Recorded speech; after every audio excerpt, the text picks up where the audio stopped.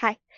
If you're new here, I maybe. If you're not, then you probably already know what time it is. I make a lot of art and book related videos, and today we're back for another monthly reading wrap up. And yeah, so I'm here to tell you about all the books that I read in August. So basically, I'm just gonna give y'all kind of a brief summary of what happened to this book.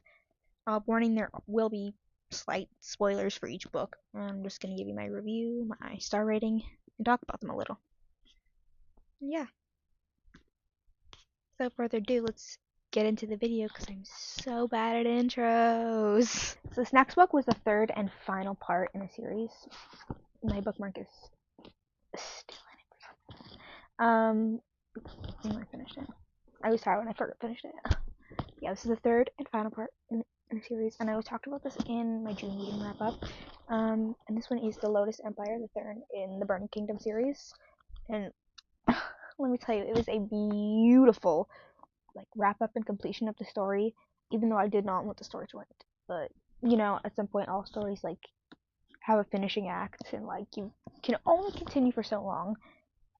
And this book is the perfect conclusion to what has been happening for the past few books. It was insane. It was beautiful, it was stunning, it was magical. The way she writes magic in this world and writes about the gods that control and give the magic, it's just so insane and so beautiful and so stunning. And I'm just gonna repeat words because my review for this one, I was just so mind blown after finishing it that my review for this is just, oh my god. I was sobbing, I was screaming, I experienced all the stages of grief. I experienced every emotion reading this book. At the last book, the tensions between Priya and Malini, they're very there's a lot of tension. They're pretty much broken up. I don't know how else to describe it without giving you the full spoilers. But they're separated and they're not really together anymore. They have an anger towards each other. Not even more Molly has an anger towards Priya, and Priya just has an anger towards herself. Yeah, they're at odds, and it's kind of turned their romance from acquaintances to lovers into lovers to enemies. So they're kind of Priya's almost at her throat, and things are going crazy with the war. And turns out the gods, the Yaksa that are giving the Priya's people of Yaharani, are actually evil, and they're corrupting them and they're manipulating them. So they have to kind of kill their gods and kill this rot that is consuming the whole world. And well, the plot involving it involves a lot of people needing to die as well as the gods needing to die, and a lot of bad things are happening. And it's just the tensions are very high in this book. The stakes are so high, but it just is very rewarding in the end. It pays off, and you're kind of just left mind blown, and also just wrecked with grief because you're just so I don't know. I was sobbing that ending. It was intense. It was an intense ending, but it's a beautiful ending and it's a beautiful book. And the relationship between Priya and Malini is just one of the most beautiful sapphic relationships I've ever read. And I think I'm probably gonna have to reread the series once I finish all the books in my TBR, because it's just so insanely beautiful. And yeah, I ended up giving this book 5 stars because it was so. And sorry if it's loud in the back. My sister just got home from working. But yeah, this book was so beautiful, and yeah, I was just kind of left in awe after reading it almost, and I couldn't pick up a book for a good day or and a half, physically read a book, because I was just oh my god, what can top this in a fantasy world?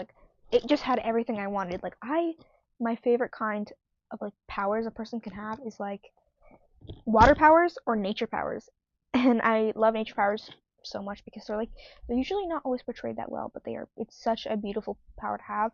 And Priya has nature powers. The Aharani have nature powers. The Yaksa gave them these powers to control the earth and the nature and everything. And they can also spread rot. And it's the way she writes it and describes it, it's just so insanely stunning and beautiful, and I just don't know what else can top that. It was just so mind-blowing. I'm just stunned. I'm shocked, I'm in awe, and she has another book coming out at the end of the year, I believe. I'm not ready, but I will be there. I will be there to pick it up because the way she writes these books is just beautiful, and yeah, what a way to end a series.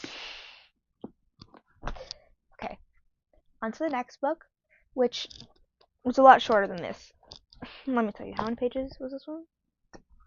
Okay, The Lotus Empire was about 500 pages.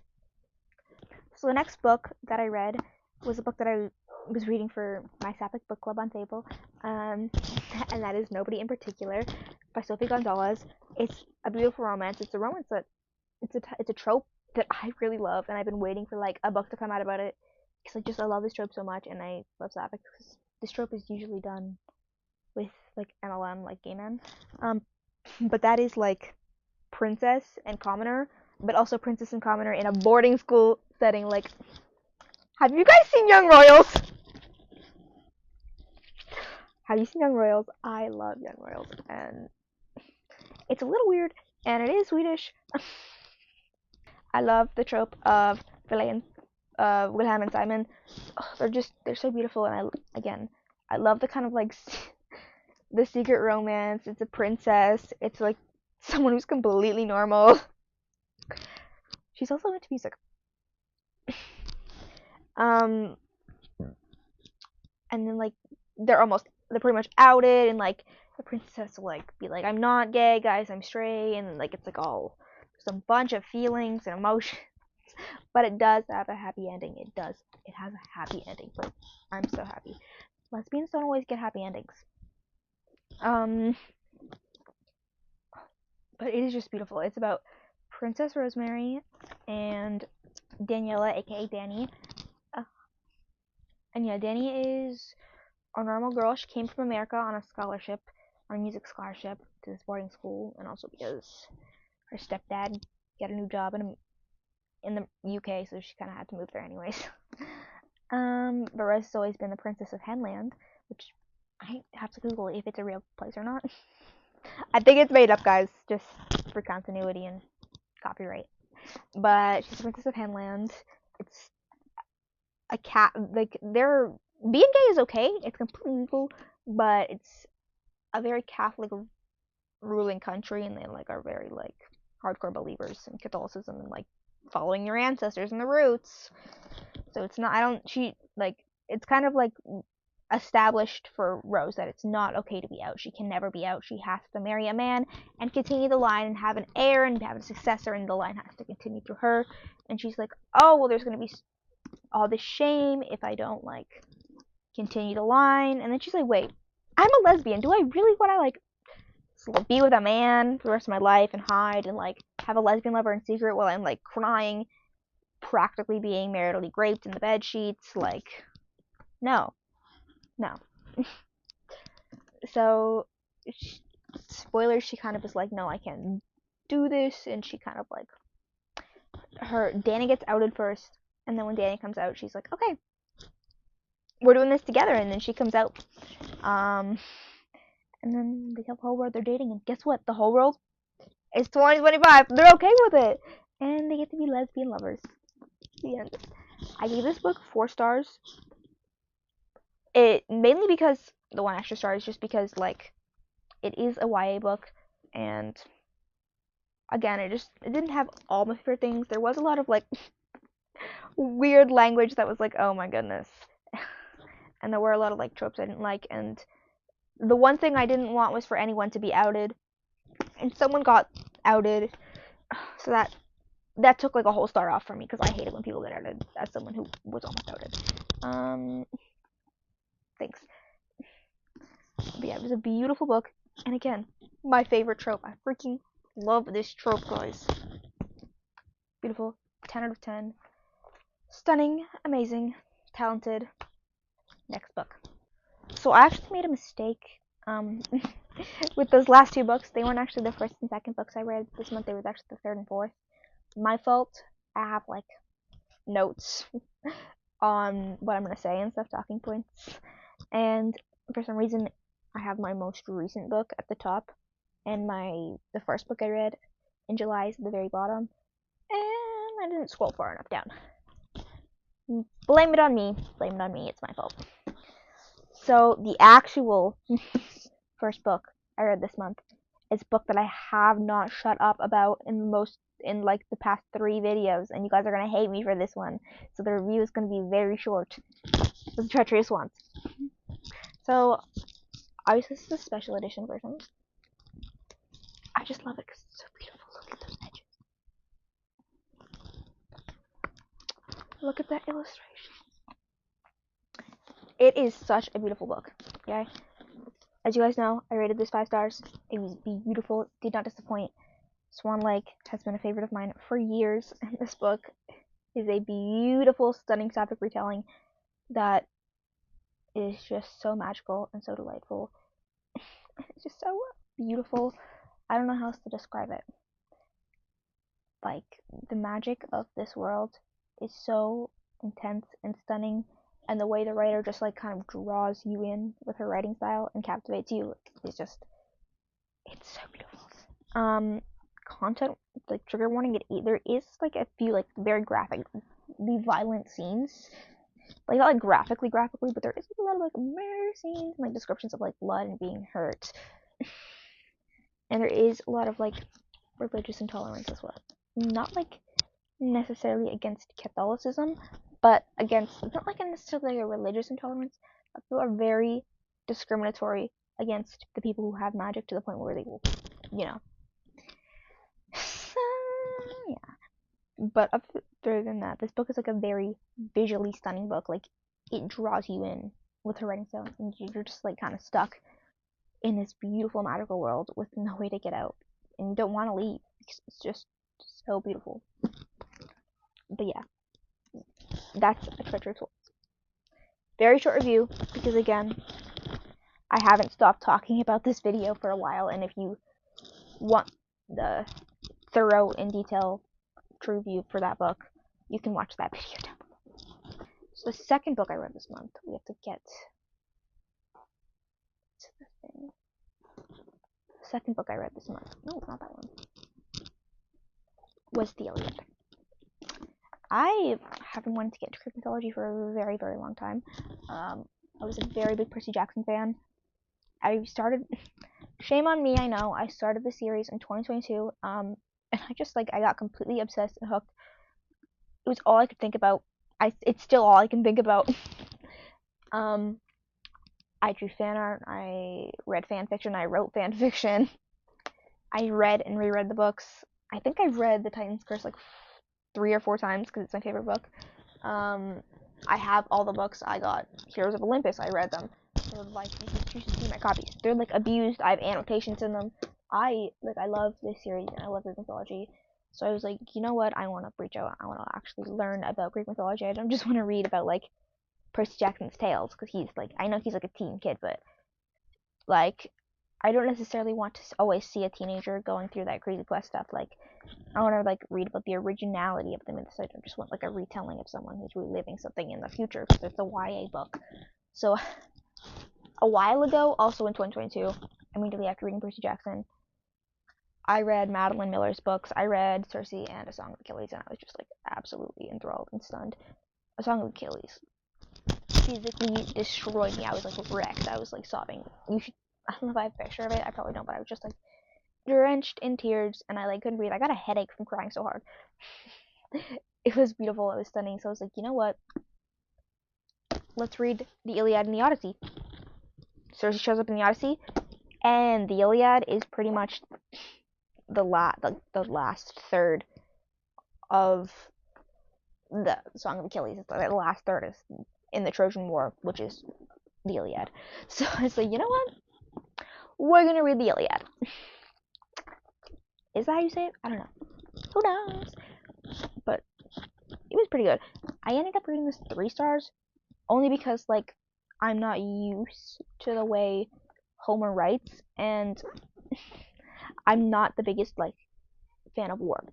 Sorry, my dad just asked what I wanted for dinner. You're not the biggest fan of like war and like graphic violence and like that stuff, but this book was very beautiful. It was great at like telling you the mythology and the origins of certain things and how things happened. And again, Achilles and Patroclus were very prominent in this book, and I don't care what you say, they were always kind of gay. They were always kind of gay. They were always kind of gay. Don't come at me in the comments, please. Please. But it was beautiful, and I love mythology. And I just love, like, the trials and tribulations that they go through, like, every event. And it's like a telling story, like, everything you do has consequences no matter what. Literally, this all started because they took Helen from Troy. I mean, they took Helen from Sparta, sorry. And they took her to Troy, and Sparta wanted Helen back. Like, they were like, no, come back, Helen, please, love you, Helen.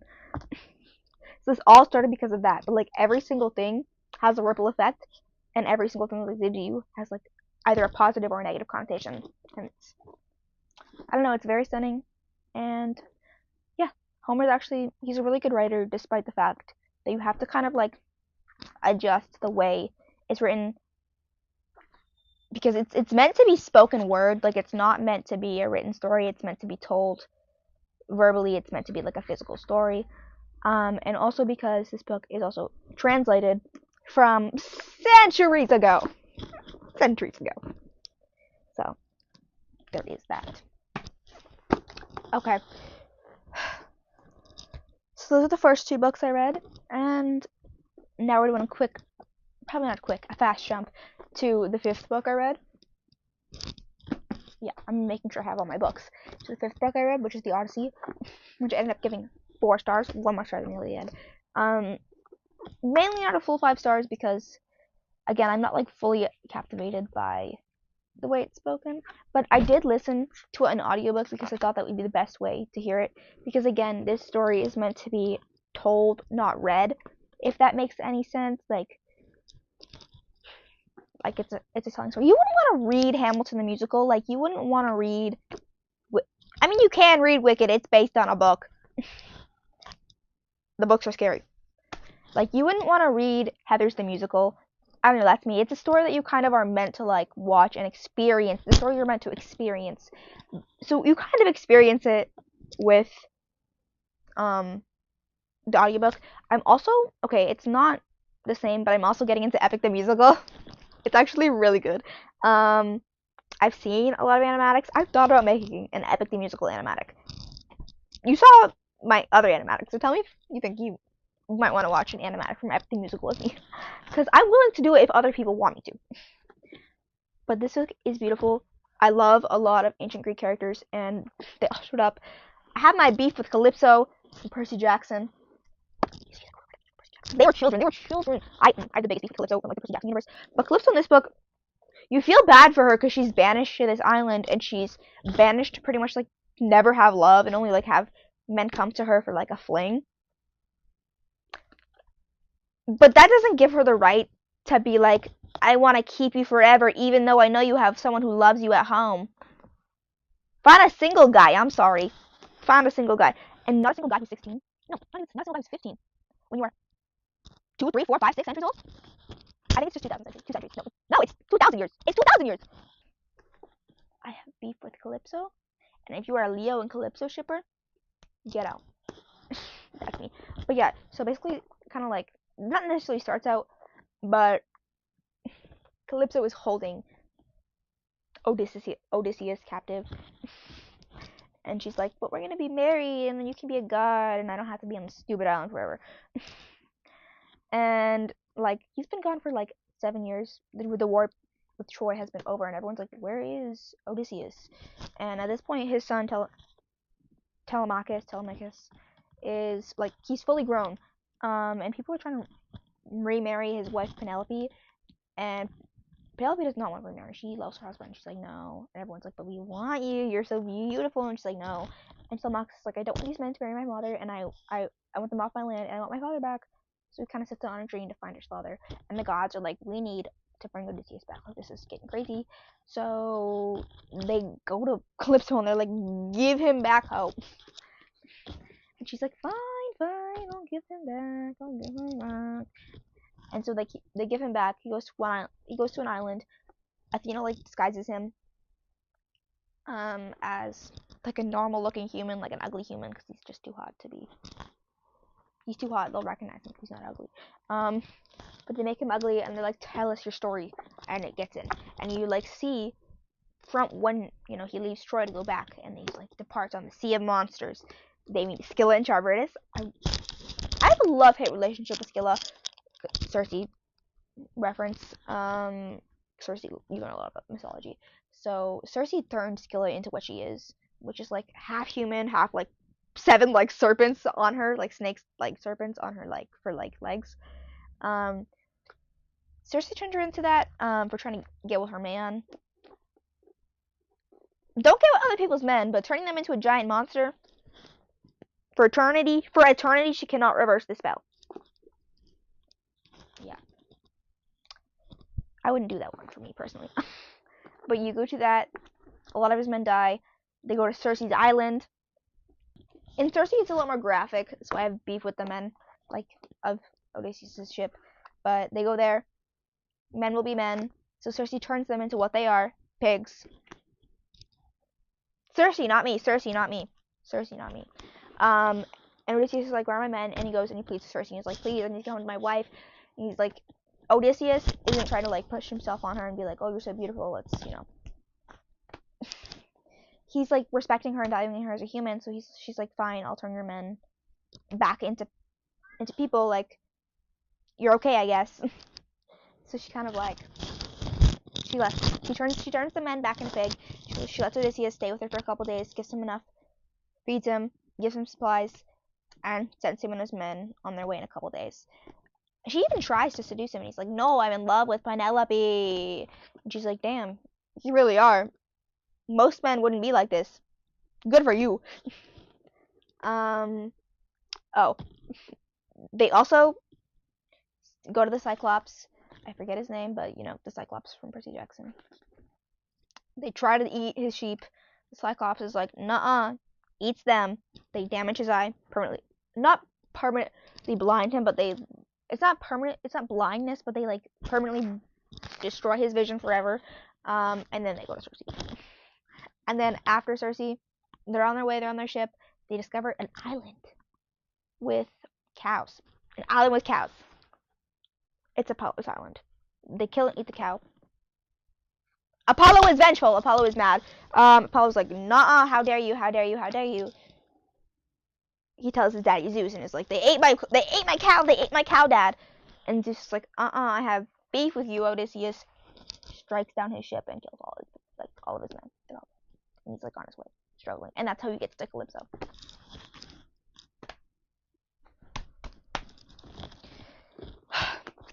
It's a whole thing, but eventually he gets back, kills all the men who want to marry his wife. He reunites with his son, and he reunites with Penelope, his dearest love, and it's all happy ever after. 4 stars.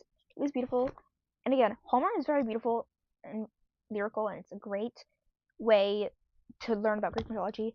But again, I would 100% recommend listening it to it on audiobook over reading it, just because again, it's a story that's meant to be experienced and listened to, rather than a story that's meant to be read by yourself in your mind. You're meant to hear it be read, almost, you know? If that makes any sense. It probably doesn't. Okay. We are on to the 6th book. The penultimate book. The book that I sobbed over. I sobbed over a lot of these books, actually. Should I go back on my meds? I actually think I should. Anyways, I sobbed over a lot of these books, but I'm also a very emotional and empathetic person, so these stories just move me. But the 6th book I read was Paper Doll, Notes from a Late Bloomer by Dylan Mulvaney. I love Dylan. I've been here since day 1 of girlhood. Dylan is just so amazing and inspiring, and I don't know, I just love him so much. Like, I love her. She's beautiful, she's talented, she's stunning, she's amazing, she's brilliant, and she's so hot. Look at that. And a little fun fact about me is I am gender fluid. So that means quick little info briefing. Sometimes I identify as male, sometimes I identify as female, sometimes I don't identify as anything, so I don't feel like anything. I would say that's like me identifying as being non-binary, I guess. It's kind of hard to explain. But like, I experience different feelings on different days, and I feel like different genders on different days. And it's very hard to conform to society when you are transgender and when you fall under that the umbrella of being transgender or non-binary. There's a lot of different like stigmatizations and like things you like have to do, like you have, and like you aren't respected, and you aren't like considered trans enough or a proper trans person if you don't do certain things. Like people just like kind of judge you and look at you weirdly, and it's a very complicated place. And with being gender fluid, it's like if I don't present a certain way, then people just don't respect me and value me and question me all the time. And it's like, well, if you are identifying as masculine today and you are identifying as a man and using he him pronouns today, why are you not dressed super ultra masculine? Well, I have longer hair. I don't have a proper binder, so I have to use other methods. Like sometimes I just don't want to have to put so much effort into trying to conform to society's version of gender and society's version of being masculine. Like I'm allowed to wear my fucking PJs all day and put my hair in a messy bun and I'd be like, yes, today I am identifying as a man. It's okay that I'm wearing pajamas and have my hair in a messy bun and I'm not looking super ultra masculine and I'm not trying super hard. It doesn't evaluate the fact that I identify as a man that day and I feel like a man, so I am a man. Like it doesn't justify that. Like if I'm feeling non-binary, I shouldn't have to like constantly try to be. I have to always present as androgynous, don't I? Like no, I'm allowed to present however I want. Like I can say, hey, I'm non-binary today. I use they them pronouns. I identify as this, and I can look a little bit feminine. I can look a little bit masculine. I don't have to constantly be performing androgyny. It's like no, I'm allowed to be my own person and present how I want. You just have to respect me as a person. I'm trans. I'm non-binary. I'm gender fluid. Just get over it. You have to be like, well, if you're identifying as that way, you look like that, so I'm not gonna respect your pronouns. I'm just gonna question you and question you and question you until you literally want to cry. Sorry, guys, I didn't know this would be a trauma dump, but I found myself relating to Dylan a lot of times, and a lot of people are like, well, she's not ultra super feminine, so she can't be this, and she's not that, and I just my heart broke for her. I love her so much, and yeah, I relate to her and I relate to her story, and it's like I will probably never transition. I have a love-hate relationship with the idea of top surgery. But I don't know if I will ever physically transition. Like there are some aspects of my body, even when I identify as male, that I just don't like. Like I have a lot of sensory issues, so I don't like body hair on certain parts of my body. Like I like to have like to be clean and shaven, and I don't like to have facial hair. So like I don't know if I can handle being in testosterone, even though I would love to be like masculine and love to have a voice drop. You know, I don't think I could ever like transition. You know, it's hard. You know, it's hard to transition when you're non-binary. Like there isn't like necessarily like a way. Like yes, you can take testosterone. Yes, you can still get that breast reduction or full top surgery. But like what if you don't want that specific non-binary look? Like what if you don't want that? Like it's just a very complex thing. And everyone just sees transgender people as one specific stereotype and their own stereotypes, and they're like, if you can't match up to my stereotype, then I'm done with you forever, and I'm just gonna harass you for the rest of your life. And it's like, oh my gosh. But yeah, I don't know. This book brought out a lot of feelings within me, but it was just so relatable, and I was just like, Dylan, I need to give you a hug. And yeah, I've been a Dylan Mulvaney fan for the longest time. Unironically, I listen to her music sometimes when I'm dissociative. I don't know, like I stalk her Instagram page. She's a style icon. She's beautiful, okay? She's stunning. And I don't know, she's just so funny. Like I love watching her TikToks. I will watch all of her TikToks for hours and hours on it. Like it's insane. But I want to read you guys my review because I don't sometimes it's hard to put everything into words live on camera. Like I usually have talking points, but I don't like have a full script because it's hard to read off a script for me because I'm really bad at reading to people and like reading it loud, like from reading something. You know, it's hard to like read something out loud for me. I don't know. It's just hard. Okay, it's scary for me. So I just have talking points, and I usually just kind of airball because I'm good at airballing. I'm good at just like ranting on one topic for hours and hours and hours. But this, I just have too many feelings that I need to give you what I wrote down as a summary because I'm gonna go on for too long if I keep going. Okay. So my review is like, it's got a quote from the book. I don't remember the exact page, but it's got a quote from the book, and then my review follows the quote. So the quote starts as a child, I had romanticized the act of growing up, the littlest adult. Now I've made it here, and it's not at all how I imagined. I lie in bed wishing away this reality.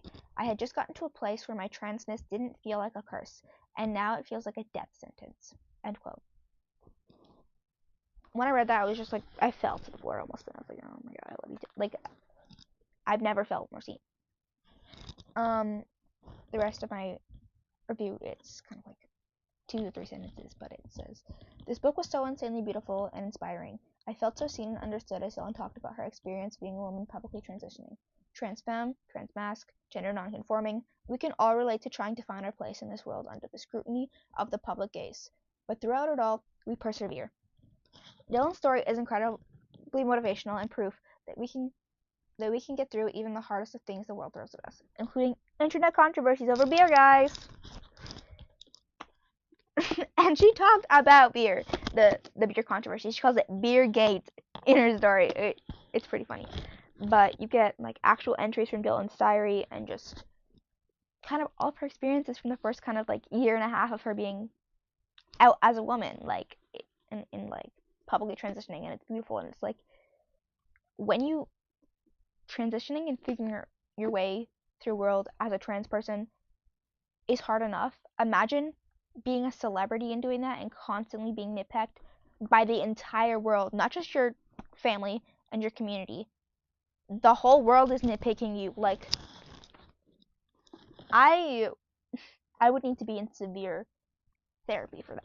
Like, I mean, Dylan is in therapy, but like, not like severe therapy, but like, honestly, she takes things impressively well, but you do get to see her internal mental state. Like, she freaks out and she's crying and she's puts on a farce a lot of the time when she's being super emotional because she just doesn't want the world to see how emotional she is, because sometimes being emotional gets scrutinized too. But we should be allowed to be emotional in public. Like, emotions are valid and good. We shouldn't be expressing emotions. We shouldn't be fake paper dolls. Like, we need to be real people. But yeah, this beautiful book was so stunning. And it's not even mine. I borrowed it from my girlfriend. I love her so much. And yeah, I think that's We love you, Dylan. Read another one. I'll read it. We love memoirs.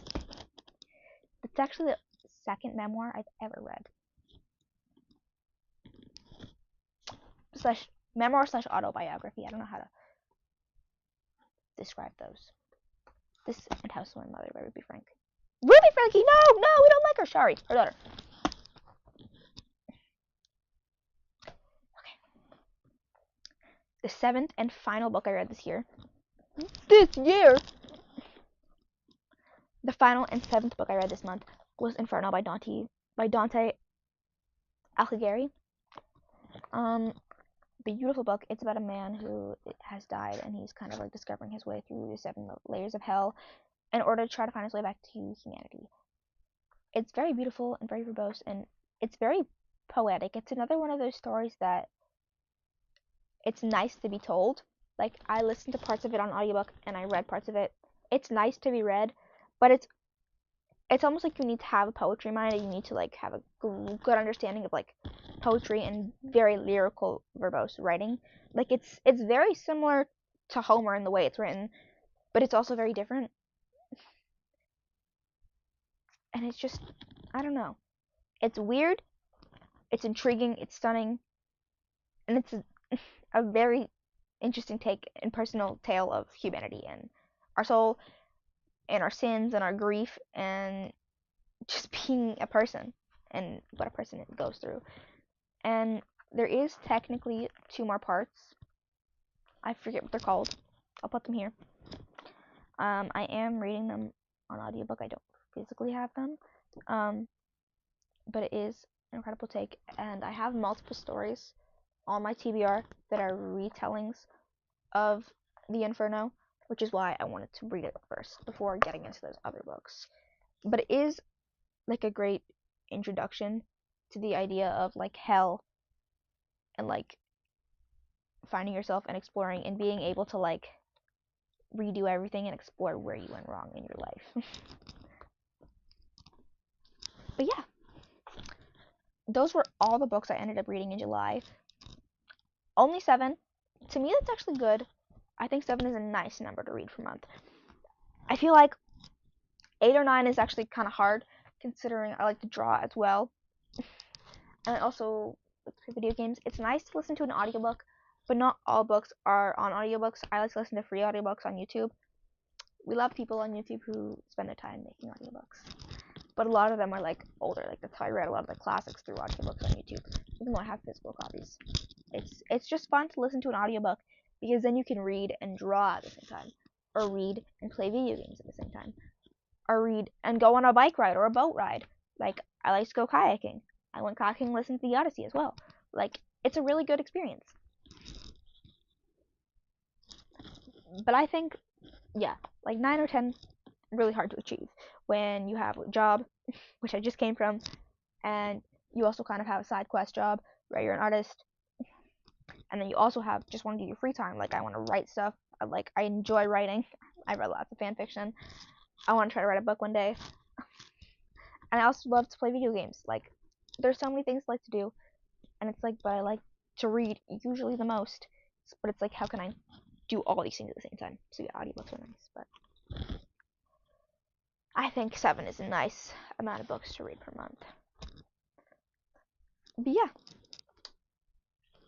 that's July. And if you like this video and you like hearing me talk about it, I have many other videos where I talk about books if you want to check those out. Or if you just want to ominously wait for me to post something else, you can also do that. I'm thinking about doing a mid-year freakout. I feel like it might be too late because it's August 1st and it's not the middle of the year. But it's okay. I have a painting video coming soon, and I'm also thinking about doing another bookshelf tour since I've gotten like 30 to 40 more books since the last time I did a bookshelf tour. And my bookshelf looks very differently than what it did before. So, who knows? But if you're interested in any of these videos, maybe hit a like, subscribe, comment what you want me to do next, and yeah. See you guys in the next one.